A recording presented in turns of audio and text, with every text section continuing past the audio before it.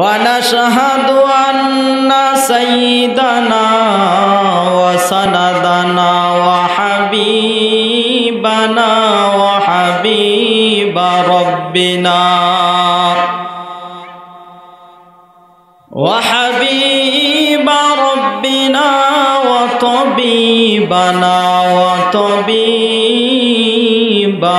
وطبيبنا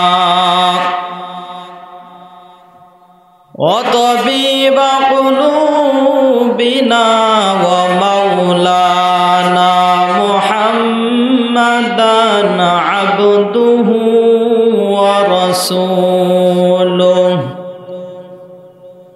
صلى الله تعالى عليه وعلى آله وأصحابه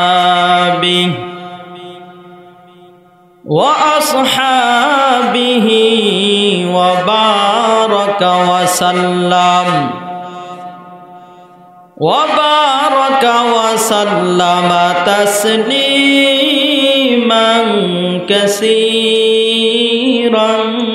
كثيرا الذي أرسله الله تعالى بالحق بشيرا ونذيرا وداعيا إلى الله بإذنه وسراجا وقمرا منيرا أما بعد فأعوذ بالله من الشيطان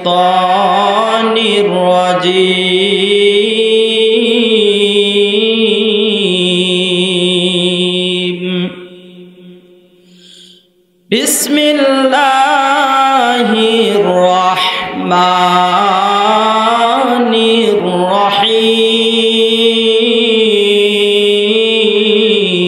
الرحيم قل يا عبادي الذين أسرفوا على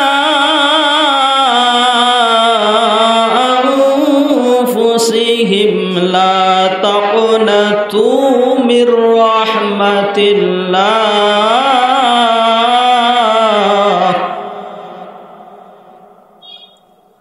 لا تقنطوا من رحمة الله إن الله يغفر الذنوب جميعا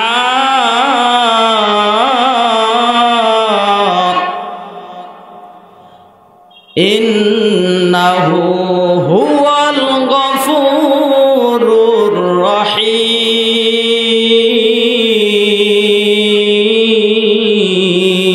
الرحيم قال رسول الله صلى الله عليه وسلم من قرأ القرآن فاستظهره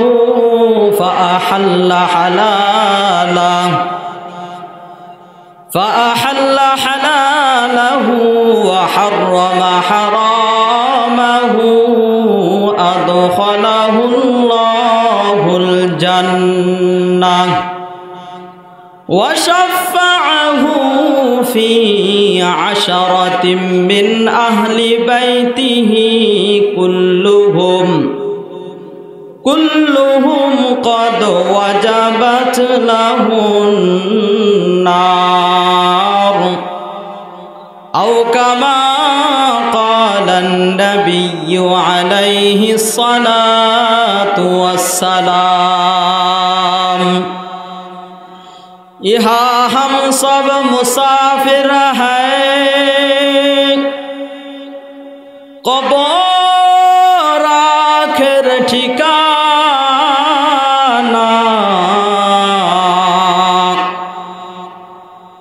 यहाँ हम सब मुसाफिर हैं, वही आखिर ठिकाना, कोई आगे रवाना है, कोई पीछे रवाना। ला इलाहा ला इलाहा ला इलाहा सुब्हानल्लाह अल्हम्दुलिल्लाह ला इलाहा इल्लल्लाह ला इलाहा। जोरे जिकिर करें, जोरे। ला इलाहा ला इलाहा ला इलाहा इल्लल्लाहु मुहम्मदुर রাসূলুল্লাহ। সকলে বলি সাল্লাল্লাহু আলাইহি ওয়াসাল্লাম।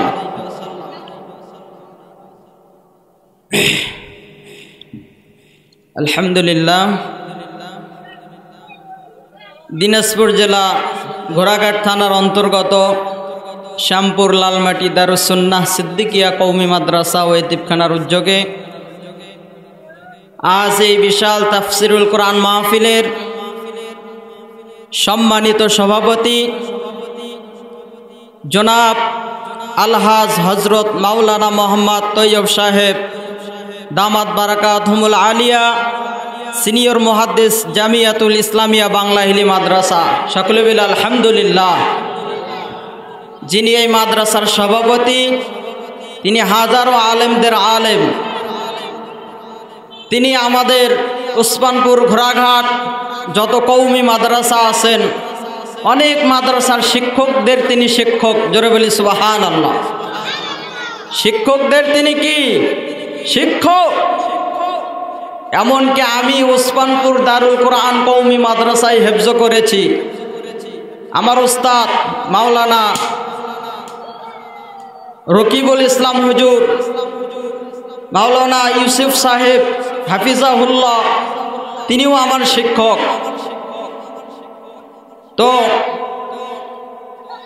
আমার ইউসুফ হুজুর, আমার রকিবুল হুজুর, তিনারাও জামিল মাদ্রাসার ৬ নম্বর হুজুর আলহাজ হজরত মাওলানা মোহাম্মদ তৈয়ব সাহেব, তিনার ছাত্র। জোরে বলি সুবহানাল্লাহ।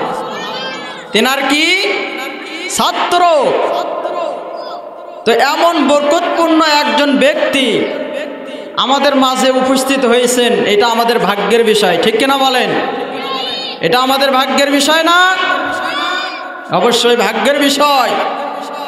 এই জন্য হুজুর আমাদের সামনে তাকরির পেশ করবেন, আমাদের সামনে আসবেন, দ্বীনের নসিহত করবেন। তেনাকে এই বরকতপূর্ণ মাহফিলের সভাপতি সাহেব হিসেবে রাখা হয়েছে। আসলে কোরআনের মাহফিলগুলোতে এরকম জবরদস্তি একজন আলেম, এরকম একজন মুহাদ্দিস, তিনাদেরকেই তো সভাপতি করা উচিত, ঠিক কিনা বলেন?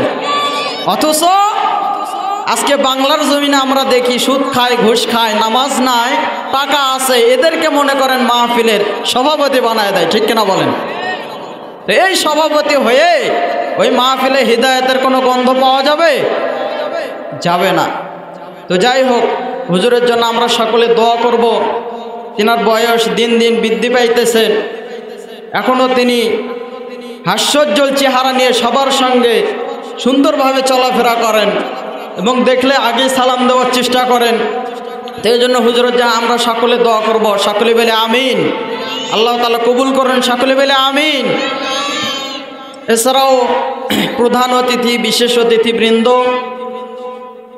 এবং দূর দূরান্ত থেকে আল্লাহ পাকের আশিকিন, জাকিরিন, শাকিরিন, মুহিব্বিন, মুরব্বিয়ান ইজাম, কলিজার টুকরা আমার যুবক বন্ধুগণ, স্নেহের ছোট ভাই, পর্দার আড়ালে অবস্থানরত আমার শ্রদ্ধেয় সম্মানিতা মা ও বোনেরা, আমরা সর্বপ্রথম সেই মহান মালিকের প্রতি শুকরিয়া আদায় করব, যেই মহান মালিক আমাদেরকে দুনিয়ার দোকানে না বসায় রেখে, মেলার মধ্যে না ঘুরাইয়া, দুনিয়ার ফিতনার মধ্যে না রেখে আমাদেরকে এই বরকতপূর্ণ একটি মজলিসে জামাতের সহিত নামাজ আদায় করার পর এই মজলিসে আসার বসার তৌফিক দিয়েছেন। এই জন্য সেই মহান মালিকের প্রতি আমরা একবার শুকরিয়া আদায় করব। সকলে দিলটা পরিষ্কার করে, কলবে ধাক্কা দিয়ে, ইমানি জজবা নিয়ে যেইভাবে শুকরিয়া আদায় করলে আল্লাহ তাআলা খুশি হবেন, সেইভাবে শুকরিয়া আদায় করে সকলেই কালিমাতুশ শুকুর একবার শুকরিয়া আদায় করি। সকলেই বলে আলহামদুলিল্লাহ। আরো জোরে হবে আলহামদুলিল্লাহ। কার প্রশংসা করলাম? কার প্রশংসা? আমার বাবার, আমার নেতার প্রশংসা কার? আলহামদুলিল্লাহ, আলহামদুলিল্লাহ। আল্লাহ তাআলা বলে, বান্দা তোমার মাকে ডাকলে তোমার মা খুশি হয়, তোমার বাবাকে ডাকলে তোমার বাবা খুশি হয়। আমি আল্লাহ তাআলা তো রহমান, তোমার মায়ের চাইতে তো মোটেও আমার দয়া কম নাই, তো আমাকে কেন ডাকো না? আমার নাম তো রহমান, আমার নাম তো গফফার। তোমার মাকে ডাকলে মা যদি রাজি এবং খুশি হয়, আমি আল্লাহ তাআলাকেও একবার আমার বরকতপূর্ণ নাম ধরে ডাক দিয়ে দেখো, আমি আল্লাহ তাআলা তোমার জন্য জান্নাত রেডি করে রাখবো। জোরে বলি সুবহানাল্লাহ। তো যেই নবীজির ওসিলায় আমরা পৃথিবীতে আসছি, সাইয়্যিদুল মুরসালিন, রহমাতুল লিল আলামিন, খাতামান নবিয়্যিন, আশরাফুল আম্বিয়া, সাইয়্যিদুল আম্বিয়া, আফতাবে নবুওয়াত, ফখরে মওজুদাত, যে বরকতপূর্ণ নবী পৃথিবীতে না আসলে আমরা এত সুন্দর পৃথিবী দেখতে পারতাম না।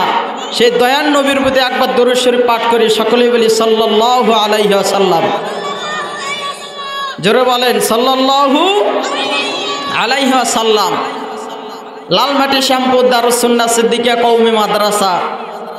আমি কি এই এলাকার সন্তান না বাহিরের সন্তান? এলাকার সন্তান হিসেবে আপনাদের মাঝে আমি বয়ান করতে আসছি। এই জন্য আপনাদেরকে মন খারাপ না মনটা খুশি? আপনাদের এলাকা থেকে একজন কোরআনের বার্তাবাহক হবেন, কোরআন প্রচার করে বেড়াইবেন সারা বাংলাদেশ, এটা তো আপনাদের একটা গর্ব, ঠিক কিনা বলেন? কি গর্ব কিনা? আমি যে আপনাদের সামনে উপস্থিত হয়ে দিনের কথাবার্তা বলতে পাইতেছি, আমাকে এত আনন্দ লাগতেছে, এত খুশি লাগতেছে, সেটা আমার মাওলা ছাড়া আর কেউই জানে না। জোরে বলি সুবহানাল্লাহ। তো সম্মানিত উপস্থিতি, এই মাহফিলের প্রধান বক্তা যিনি মাওলানা আবুল কাসেম সরকার সাহেব, তিনি সুদূর দিনাজপুর থেকে আগমন করছেন। হুজুরের সঙ্গে আমার অনেক গভীর সম্পর্ক, অনেক দিন থেকে পরিচয়। এই বক্তা লাইনে গিয়ে আলোচনা করতে গিয়ে অনেক জায়গায় দেখা হয়ে যায়, এমনইভাবে অনেক বক্তাদের সঙ্গে আমাদের সম্পর্ক হয়ে যায়। তো এই মাহফিলের প্রধান বক্তা যিনি আছেন, মাহফিল মাদ্রাসার মাহফিল কমিটি আমাকে বললেন যে হুজুরের সঙ্গে যোগাযোগ করে দেন। আমার কাছে নাম্বার ছিল, হুজুর আমার পরিচিত, এজন্য আমি যোগাযোগ করে হুজুরকে এখানে আনানোর আমি ব্যবস্থা করছি। হুজুর অনেক সুন্দর বয়ান করেন, অনেক সুন্দর বয়ান। আপনারা যদি শেষ পর্যন্ত থাকেন তাহলে বুঝতে পারবেন ইনশাআল্লাহ।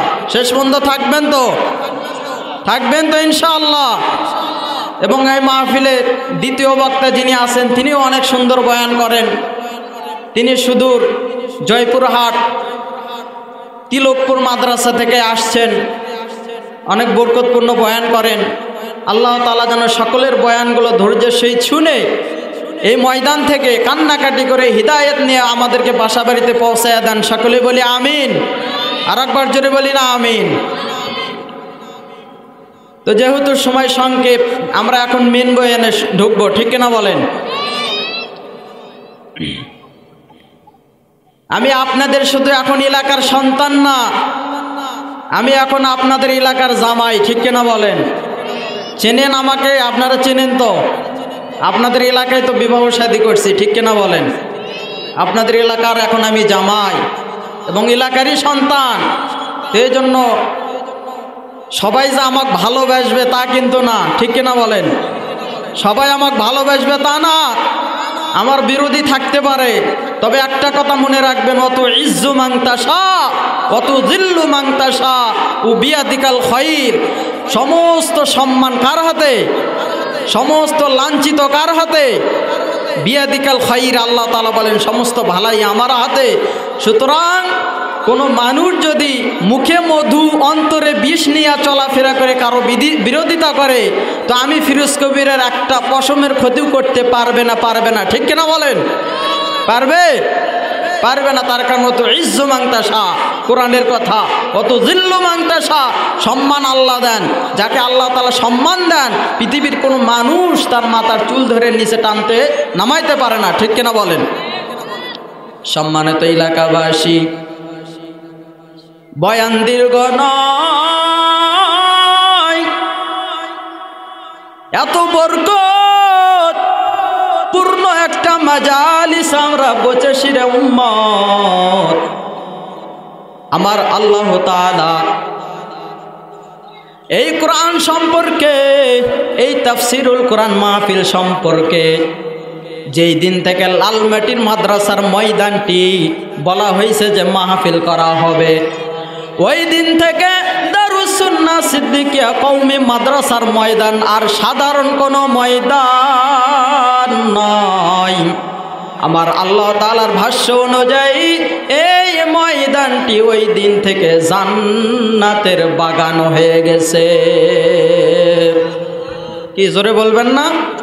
সুবহানাল্লাহ বলতে কি টাকা লাগে?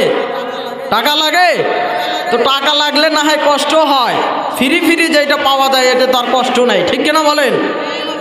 সুবহানাল্লাহ বললে আল্লাহ তাআলা বলে জান্নাতে এত বড় একটি গাছ আমি বানায় দেয় এবং একটা ঘোড়া এত দূর পর্যন্ত দৌড়ায়, যত দূর পর্যন্ত ঘোড়াটা সুবহানাল্লাহর আওয়াজ পর্যন্ত দৌড়াইবে তত দূর পর্যন্ত আমার আল্লাহ তাআলা প্রশস্ত একটা জান্নাত বানায় দেবেন। জোরে বলি সুবহানাল্লাহ।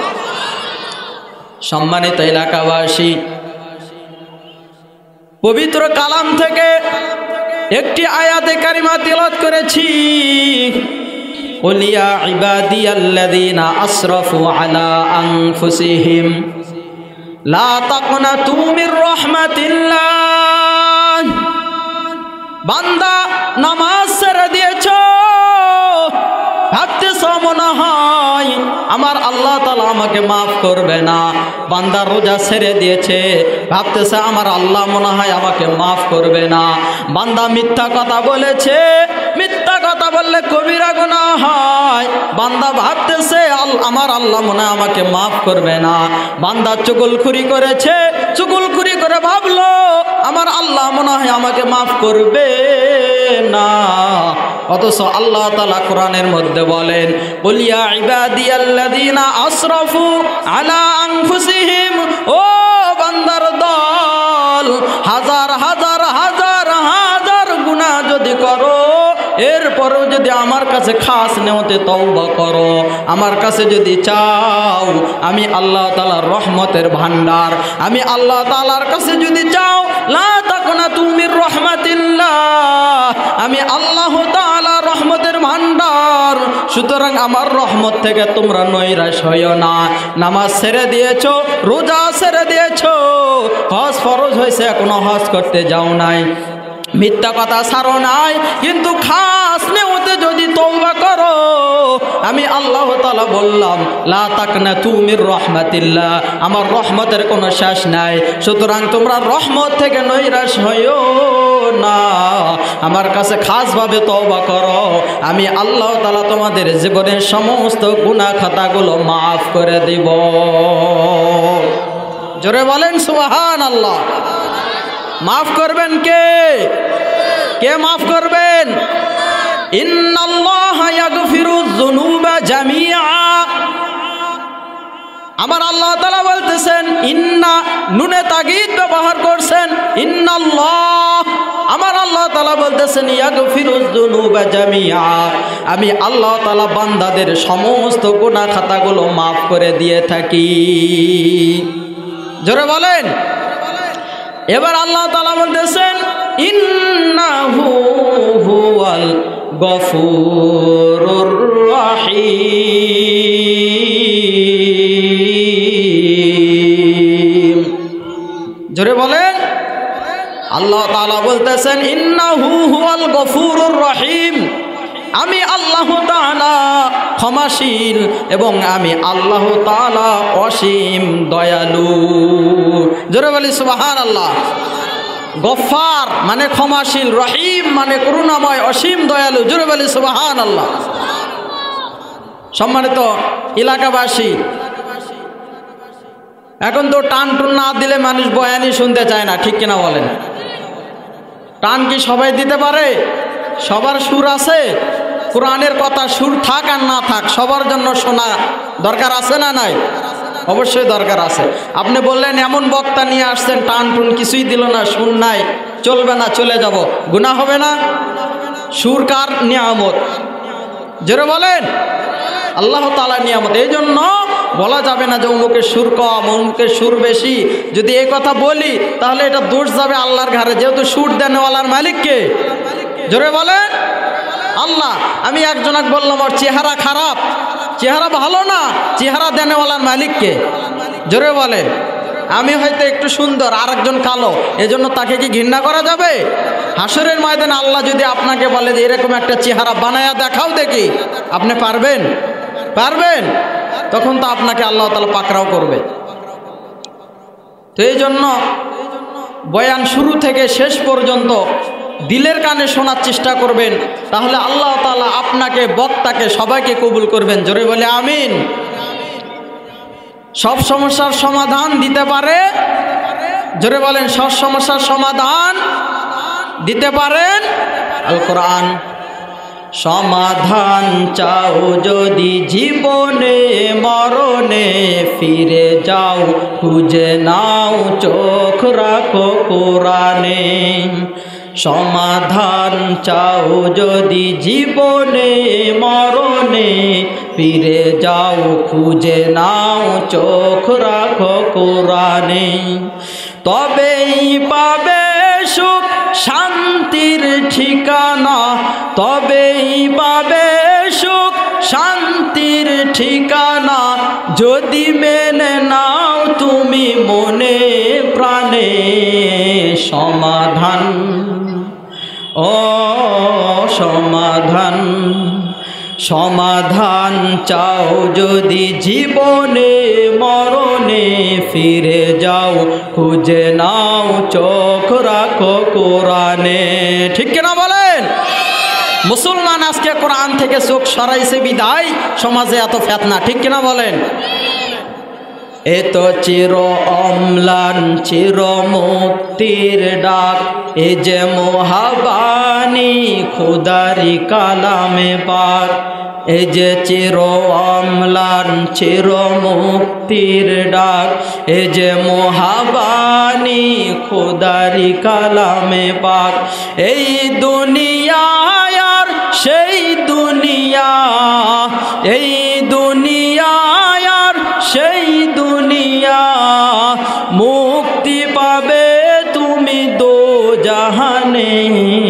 সমাধান কি আপনারা জানেন না এই গজলটা? ছোটবেলার থেকে শোনেন নাই? তাহলে বলেন না কেন? বললে তো আমি একটু ভালো মজা পাই, আপনারাও, আপনাদেরকেও ভালো লাগবে, ঠিক কিনা বলেন? সমাধান, ও সমাধান, সমাধান চাও যদি জীবনে মরণে, ফিরে যাও খুঁজে নাও, চোখ রাখো কোরআনে।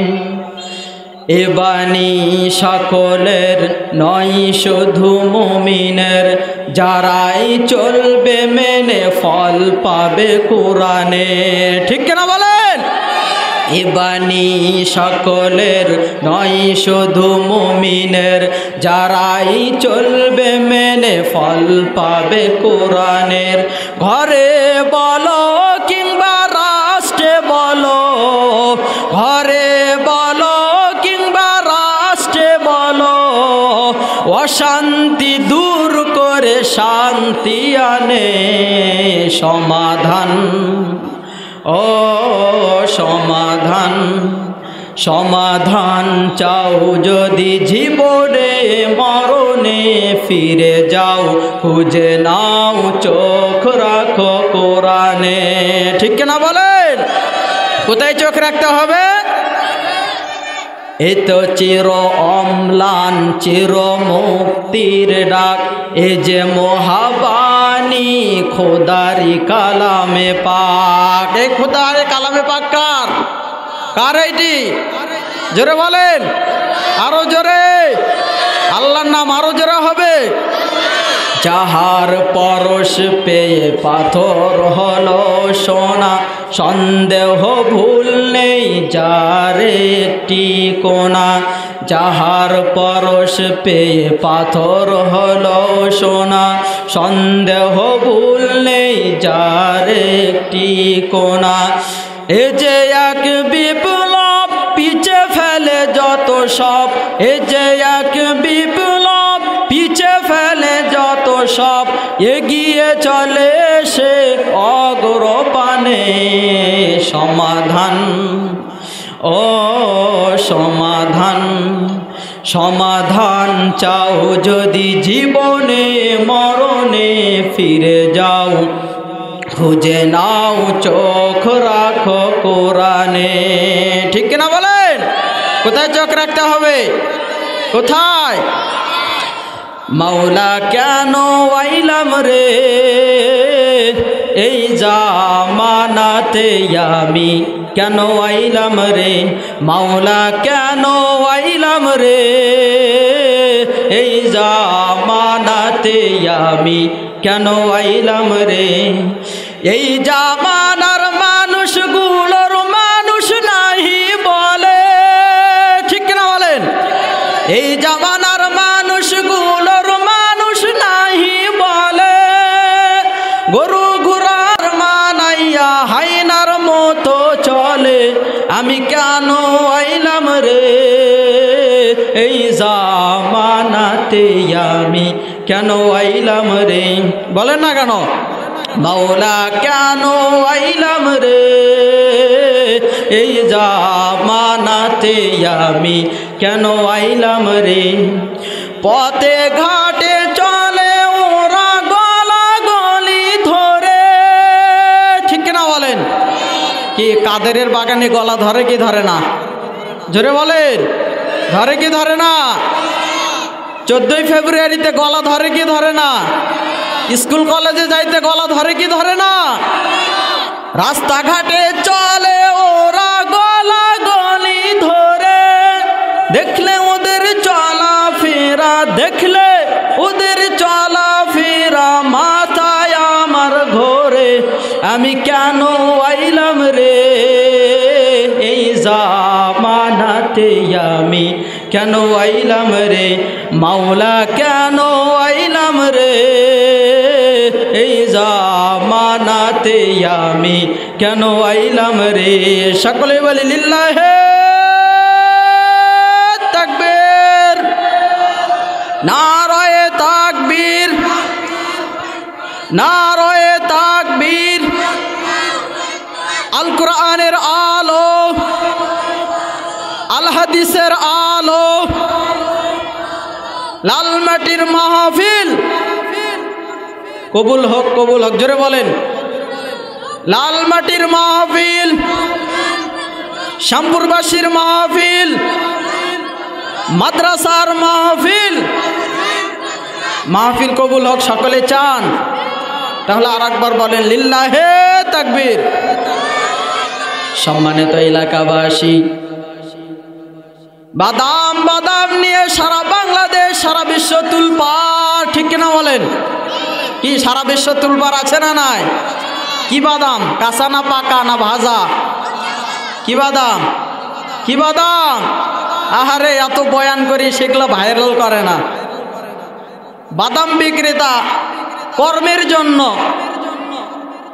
বিভিন্ন মানুষের বিভিন্ন পেশা আছে, সকলেই চায়, আমরাও বক্তা আছি, আমরাও চাই যে আমাদেরকে সকলে একটু দাওয়াত দেখ। চাই কি চাই না?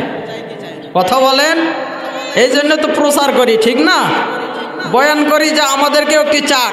তো বাদাম বিক্রেতা একটু চাইতেছে যে আমি একটু সুন্দর কণ্ঠে ছন্দের আকারে যদি একটা গান বলতে পারি, তো আমার গানটা শুনে হয়তো অনেক দাদা দিদি ভাই বোনেরা আমার বাদাম বেশি কিনবে। ঠিক কিনা বলেন? তো বাদাম বিক্রেতা বললেন, কি বাদাম বলেন তো? বলেন। ছোট ভাই, বড় ভাই, যুবক ভাই, বৃদ্ধ সকলেই তো জানেন। আমার কাছে নাইকো দাদা, কি বাদাম? কি বাদাম? ভাজা বাদাম। আমার কাছে আছে শুধু কি বাদাম? কাঁচা বাদাম, পায়ের তুরা, হাতের বালা, থাকে যদি ছিটিকল, তারপর কি দাদা দিয়ে যান নাকি? দাদা দিয়ে যান, তাতে বাদাম পাবেন সমান সমান, ঠিক কিনা বলেন? তাকে বাদাম পাবেন কি সমান সমান। তো তিনার ব্যবসার কারণে তিনি একটু মজা করে ছন্দের আকারে একটা গান তৈরি করছে। এই গান নিয়ে আমার দেশের যুবক ভাই যুবতী বোন একবারে নাচতে নাচতে কাপড় নষ্ট করে ফেলাইতেছে। কি ঠিক না? কথা বলবেন ঠিক কিনা? নাচতে নাচতে কাপড় কি? ও মুসলমান, গান বিক্রেতা একজন বাদাম বিক্রেতা একটা গান তৈরি করছে, তাকে মারহাবা দাও, ধন্যবাদ জানাও, এটা ভালো কথা। কিন্তু তাকে নিয়ে নর্তকীরা নাচানাচি করবে, গান তৈরি করবে, ইউটিউবে ভাইরাল করবে, এইটা মুসলমানের জন্য কখনো শোভা পায় না, ঠিক কিনা বলেন? জোরে বলেন ঠিক কিনা? আজকে যুব সমাজ কেমনভাবে নষ্ট হয়ে যায় দেখেন। ইউটিউব খুললে দেখতাম ভালো ভালো বক্তাদের ওয়াজ আমাদের সামনে চলে আসতো। আজকে ইউটিউব খুলছি, সাথেই দেখে আগে কাঁচা বাদাম চলে আসছে। কি বাদাম? তার কারণ যেটার আনাগোনা বেশি হয়, যেটার প্রচার বেশি হয়, ওটা সবসময় সামনে থাকে কি থাকে না? সবসময় সামনে থাকে। সম্মানিত এলাকাবাসী, একটু বিনোদন দিলাম, ভাববেন না এলাকার সন্তান আপনাদেরকে বাদাম বিক্রেতার গল্প শুনাইতে আসছি, না না, এটা কোরআনের মাহফিল, এটা কোরআনের ময়দান। এখানে যদি কোরআনের কথা না বলে বাদামের কিচ্ছা কাহিনী বলে যদি শেষ করে যাই, আমারও শত্রু আছে, আমারও বিরোধী দল আছে, আমার সঙ্গে হিংসা করবে এমন অনেক ব্যক্তি আছে। সকালবেলা লাল মাটির রাস্তা দিয়ে বলে বেড়াইবে ফিরোজ কবির আমাদের এলাকায় এসে কি ওয়াজ করে, ওকে বক্তা কেন বানানো লাগবে, ঠিক কিনা বলেন? কি বলবে কি বলবে না? ওকে কেন এলাকায় বক্তা বানানো লাগবে, এমন মানুষ আছে না নাই? জোরে বলেন। তো যারা এমন কথা বলে তাদের জন্য শুধু দোয়া করব, তুমি আমার বিরোধিতা করে কোনো লাভ হবে না, আমার পেছনে লেগেও কোনো লাভ হবে না। আমি যত কষ্ট করে মাদ্রাসায় লেখাপড়া কোরআন শিক্ষা করেছি, এত কষ্ট মনে হয় লালমাটির কোনো সন্তান করে নাই, ঠিক কিনা বলেন? আপনারা জানেন কি জানেন না, আমি যে কষ্ট করে উসমানপুর দারুল কোরআন কওমি মাদ্রাসায় কোরআন হেফজ করছি, এত কষ্ট লালমাটির কোনো সন্তান করে নাই, আমি গ্যারান্টি দিয়ে গেলাম, ঠিক কিনা বলেন? কি মিথ্যা কথা বলতেছি? অনেকেই জানেন আপনারা। এই জন্য আমার আল্লাহ তাআলা কষ্টের বিনিময়ে যে ইলমটি অর্জন করা যায়, কষ্টের বিনিময়ে যখন হেফজ করা যায়, কষ্টের বিনিময়ে যখন কোরআন শিক্ষা করা যায়, আল্লাহ তাআলা কখনোই কষ্ট করা ব্যক্তিকে বিফলে দেয় না, দেয় না, দেয় না, ঠিক কিনা বলেন? বিফলে দেবে? কখনোই বিফলে দেবে না। মানুষের মারা ধরা টাকা নিয়ে বুক ফুলিয়ে গাড়ি কিনলাম, বাড়ি কিনলাম, আর যদি আমি কষ্ট করে টাকা দিয়ে একটা গাড়ি কিনি, অল্প একটু যদি ময়লা ভরে, ওই গাড়িটি না মোছা পর্যন্ত অন্তর শান্তি পায় না, ঠিক কিনা বলেন? আর যদি মানুষের মোটর সাইকেল নিয়ে যায়, মানুষের গাড়ি নিয়ে যায়, ভাঙ্গা সাপো উষা আঁকা বাঁকা কোনো কিছু দেখে না, তার কারণ ওইটা ওর নিজের গাড়ি না, মানুষের গাড়ি। ভাবতেছে মালিক তো নাই, ইচ্ছা মতো একটি ভোম, ইচ্ছা মতো কি স্টার্ট ঠেকে দিয়ে টানতেছে, সমস্যা নাই তো মানুষের, ওর টাকা দিয়ে তো কিনে নাই। যদি ওর টাকা দেয় কিন্তু ওর ভেতরে মহব্বত থাকতো, ঠিক কিনা বলেন? তো এই জন্য আল্লাহ তাআলার কাছে আমরা সকলে খাস করে দোয়া করব, আল্লাহ তাআলা যেন সকলকে হিদায়াতের নিয়ামত দান করেন। জোরে বলে আমিন। আপনাদের এই কোরআনের মাহফিল, এই মাদ্রাসা থেকে হাজার হাজার হাফেজ হইতেছে, 4,000 হাফেজ হবে বা হচ্ছে, এটা আপনাদের জন্য ভাগ্যের বিষয় না? তো এই মাদ্রাসার সঙ্গে আপনারা লেগে থাকবেন কি থাকবেন না? যিনারা লেগে থাকবেন তিনাদের জন্য বয়ান হবে, আর যিনারা লেগে থাকবেন না তিনাদের জন্যও বয়ান হবে। বয়ান শেষে কান্নাকাটি করে দোয়া করব যাতে এই মাদ্রাসার সঙ্গে সকলেই সম্পৃক্ত থাকে। জোরে বলে আমিন। সময় খুবই সংক্ষেপ, সুন্দর একটি ঘটনা শোনায়া আপনাদেরকে আমি বিদায় দিয়ে দেব, আমি বিদায় নিয়ে নেব। মাদ্রাসায় कुरान पढ़ने वाला हाफिज, कुरान शरीफ हिफ्ज करने वाला व्यक्ति।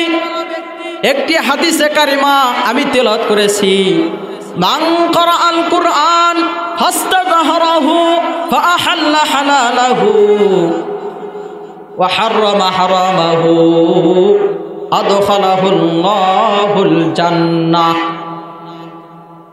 আল্লাহ তাআলা তিনার হাবিবের মাধ্যমে বলেন, মান ক্বারাআল কুরআন, যেই ব্যক্তি কোরআন শরীফ শিক্ষা অর্জন করলো, ফাআহাল্লা হালালাহু, এরপরে কোরআন থেকে যে সমস্ত বিষয়গুলো হালাল পাইল সেটা হালালকৃতভাবে জীবন পরিচালনা করবে।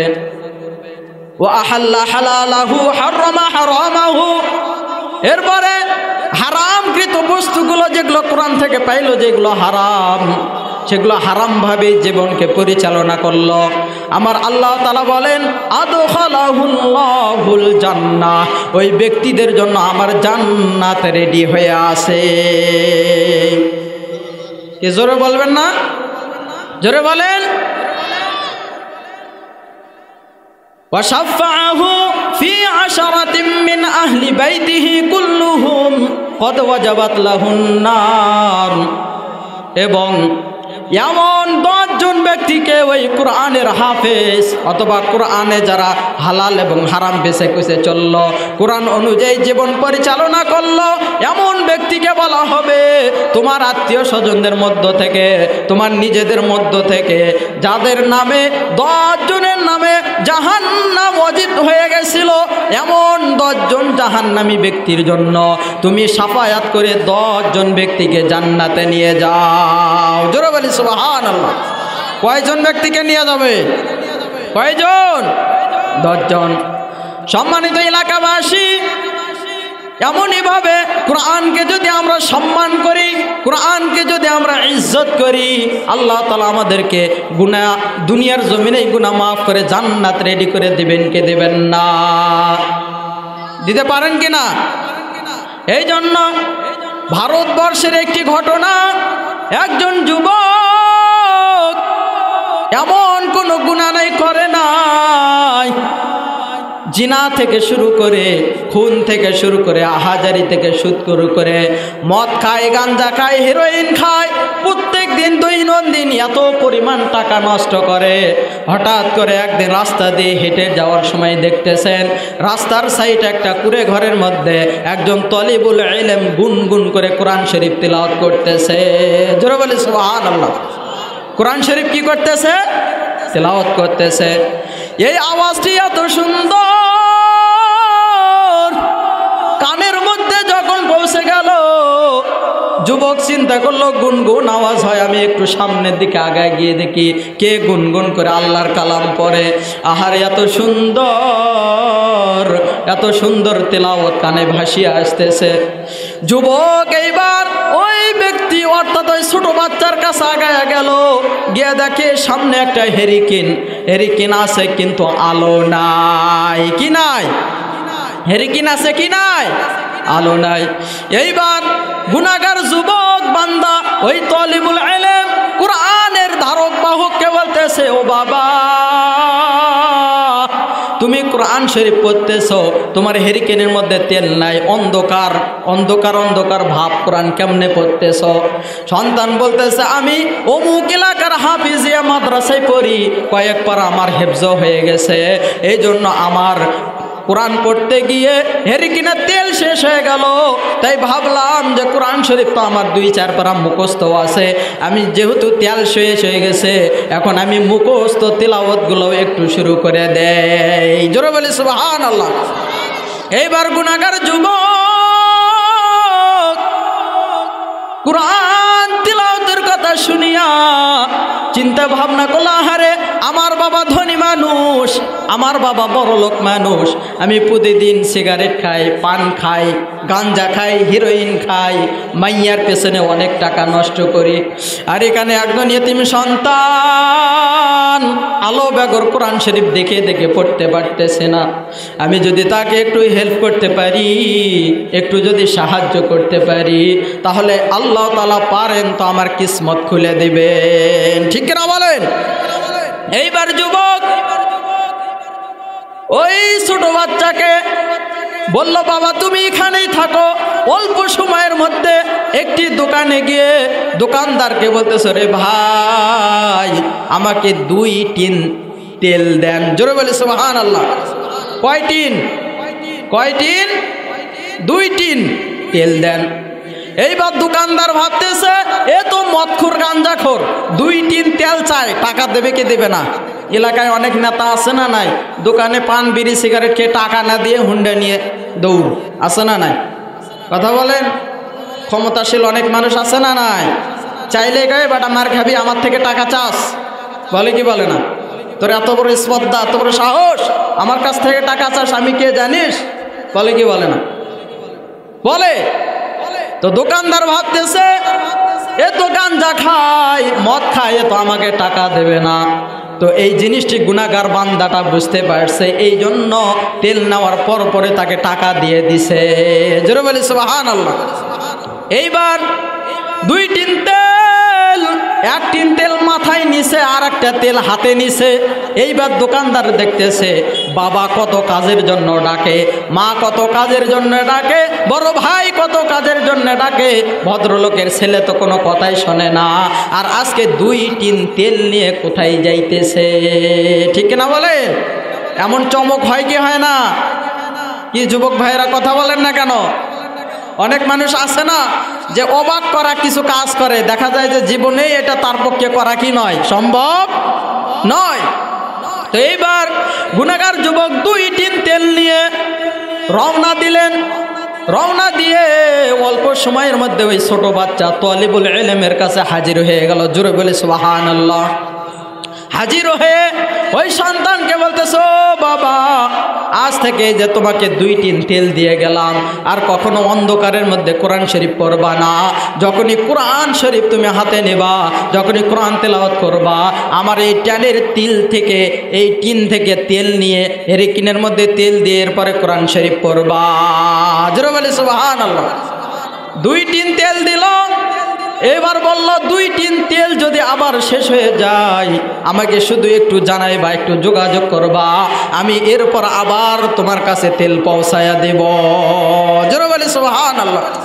এই গুনাহগার যুবকের তেল পৌঁছে দেওয়া আল্লাহর কাছে এত এত এত পরিমাণ পছন্দ হইলে রে যুবক ভাই, ও লালমাটির যুবক ভাই, অনেকে আছেন এখনো মেলায় ঘুরতেছেন, অনেকে আছেন মেলায় গিয়ে মাইয়ার পেছনে দৌড়াইতেছেন, অনেকে আছেন এখনো নামাজ পড়েন না, অনেকে আছেন এখনো মা বাবার কথা শোনেন না, অনেকে আছেন বিবিকে পরিপূর্ণ ভালোবাসা দিতেছেন না রে যুবক।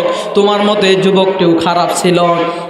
এই খারাপ যুবক হঠাৎ করে তেলের পিছনে লাগিয়ে তার কিসমত পাল্টাইল।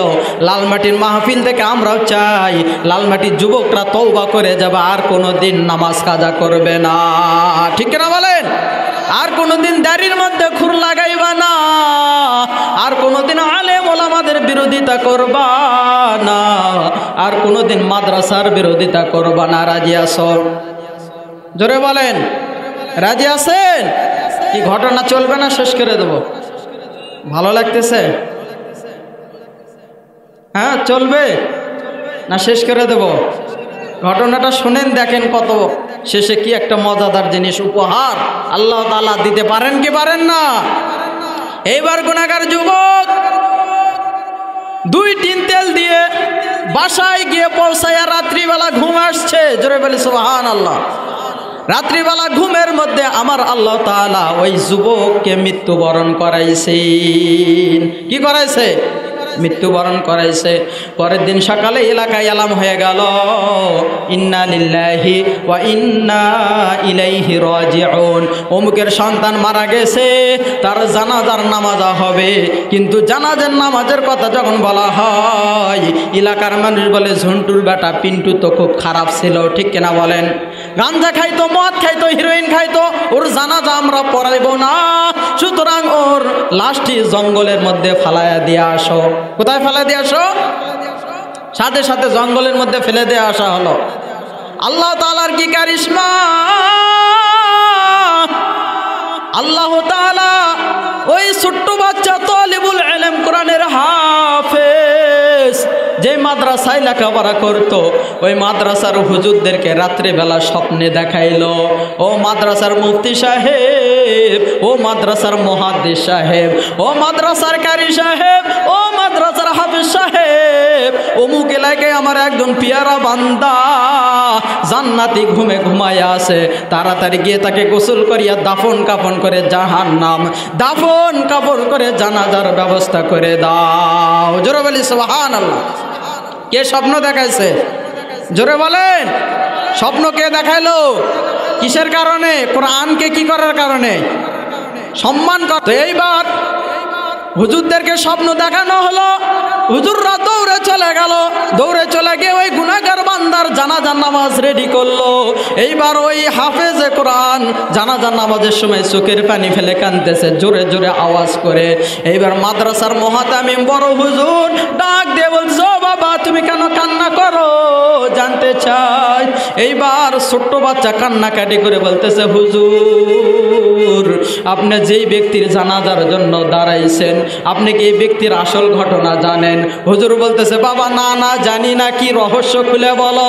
এইবার সন্তান বলতেছে, ও হুজুর গত 2 দিন আগে আমি কোরআন শরীফ তেলাওয়াত করতে করতে আমার হেরিকেনের তেল শেষ হয়ে গেছিল। তেল শেষ হওয়ার কারণে আমি অন্ধকার অবস্থায় কোরআন শরীফ পড়তেছিলাম। হঠাৎ করে যুবক ভাই আসিয়া আমাকে 2 টিন তেল কিনে দিয়ে বলল যে যতদিন পর্যন্ত তুমি কোরআন শরীফ তেলাওয়াত করবা, রাত্রিবেলা তুমি এই আমার তেলটা ব্যবহার করে হেরকিন জ্বালাইয়া কোরআন শরীফ পড়বা। জোরে বলি সুবহানাল্লাহ। তো যখন এই কথা বলল, এইবার হুজুর বলল, আমাকে তো স্বপ্ন দেখানো হলো, তুমি কি কোনো স্বপ্ন দেখেছো?